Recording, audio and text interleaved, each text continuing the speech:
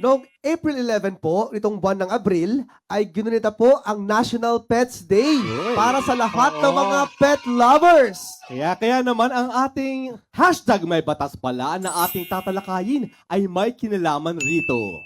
Ayan, alaga mo, sagot mo. Marami sa atin ay certified pet lovers. Kaya lang masakit pag namamatayan. Yun lang. Yung 13 taong aso namin, si Pochi. Sumunod si Ichi. Si Golden. Tsaka sino ba yun? Si Paul. Ina, yung 5 taon namin na kuneho. Ay, 4 yung namatay. Masakit. Kasi pag dadating ako, talagang tuwan-tuwa silang lahat eh. Eh, wala. Tagang ganon. Kaya ang aso't pusa ay hindi na lang basta alaga dahil sila po ay mga kaibigan. At saka mas maganda pa nga mag-alaga ng aso't pusa eh. Inahalikan ng paa mo. Pero pag tao minsan nagtataksil sa'yo. Ay. Sisiraan ka. Pagbibintangan ka, hindi ka uunawain. Ang sakit kaya, no? At saka ang mga alagang aso't pusa, hindi ka iiwan.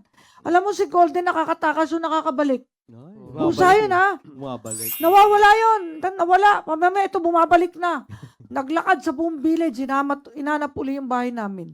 Talagang bumabalik dahil mahal ka ng alagang. Pusa yun ha. Hindi aso. Pusa. Kaya minsan pag wala kang kausap, pwede mo silang kausap. Tagapakinig sa mga problema. Minsan dulas ako habang nagmamap ng sahig. Ginahalikan ni Pochi pa ako. Umiiyak siya. Pag darating ako, talon doon sa, nag-iintay pala doon sa garahe. Excited, Oo, hinalikan yung tsinelas ko.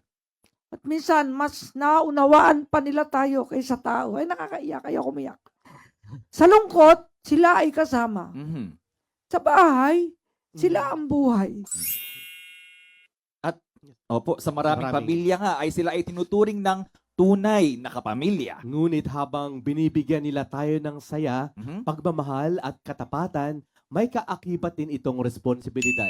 Yes po, ang pagiging pet owner ay hindi lang tungkol sa paglalambing at pagpo-post sa social media. May mga tungkulin tayong dapat gampanan at may mga batas na dapat sundin. Ayan, at ano nga ba ang mga responsibilidad ng isang pet owner kung ang alaga mong hayop ay isang aso? Ayon po sa Republic Act number 9482 o ang Anti-Rabies Act of 2007, may mga sumusunod kang tungkulin. Una, ipabakuna laban sa rabies ang aso ng regular. Dapat may vaccination card bilang patunay at record ng bakuna. Pangalawa, iparehistro po ang aso. Hindi lang tao ang kailangan magkaroon ng record. Kailangan itong may rehistro sa inyong barangay o lokal na pamahalaan. Ito po, siguraduhin kontrolado ang aso. Huwag hayaang pag-alagala sa kalsada o pampublikong lugar nang walang tali o leash. Alagaan ng maayos ang aso, bigyan ng sapat na pagkain, malinis na tirahan, at tamang pag-aalaga o grooming. I-report po agad kung may nakagat ang aso. Sa loob po ng 24 hours, ipagbigay alam po ito sa kinauukulan at ipaobserba ang aso sa veterinaryo. Yes, at tulungan ang taong nakagat. Opo, sagutin ang gastusing medikal at iba pang kaugnay na gastos dahil po sa pagkakakagat. Paano naman kung hindi aso ang alagang hayop? Okay. Since ang aso ang pinakakaraniwang alaga ng marami.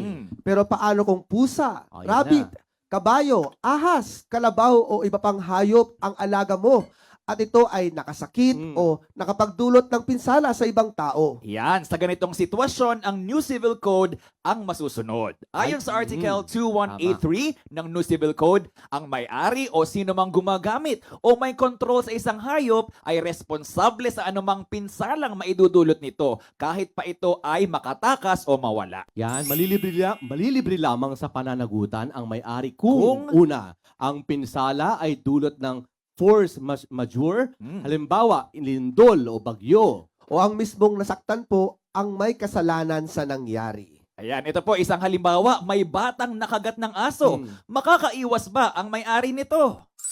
Sa kasong Spouses Vestil versus Intermediate Appellate Court na may GR number 74431, November 6, 1989, may 3 taong gulang na bata na nakagat po ng aso habang naglalaro sa isang bahay. Sa kasamaang palad, namatay ang bata.